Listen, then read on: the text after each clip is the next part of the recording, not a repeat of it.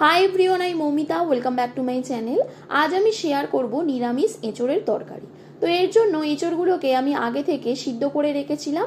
এবার এটাকে সর্ষের তেলে একটু লাল করে ভেজে নেব। এঁচোড়গুলো ভালোভাবে ভাজা হয়ে গেলে এগুলোকে তুলে নিয়ে একটা কড়াই পরিমাণ মতো সর্ষের তেল গরম করে দিচ্ছি গোটা জিরে, শুকনো লঙ্কা আর তেজপাতা। এগুলোকে কয়েক সেকেন্ড ভেজে নিয়ে দেব কেটে রাখা আলু। আলুগুলোকেও একটু লাল করে ভেজে নিয়ে দিয়ে দেব আদা বাটা। আদাটাকে 1 মিনিট ভেজে নেব। এরপর দেব টমেটো। এরপর এক এক করে মশলাগুলো দিয়ে দেব। দিচ্ছি পরিমাণ মতো নুন, হলুদ গুঁড়ো, লঙ্কা গুঁড়ো, জিরে গুঁড়ো আর ধনে গুঁড়ো।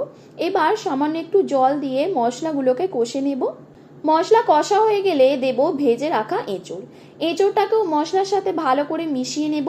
এরপর দেব পরিমাণ মতো জল। জলটা ফুটে এলে দিচ্ছি কাঁচা লঙ্কা।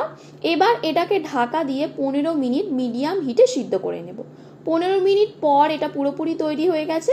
এবার সামান্য একটু গরম মশলা ছড়িয়ে নামিয়ে নেব। তো দেখো, খুব সহজেই হয়ে গেল নিরামিষ এঁচোড়ের তরকারি। তো রেসিপিটা ভালো লাগলে ভিডিওটিকে লাইক ও শেয়ার করে দিও। আর তোমরা কমেন্ট করে জানিও আর কি কি রেসিপি চাই, আর চ্যানেলটিকেও সাবস্ক্রাইব করে দিও।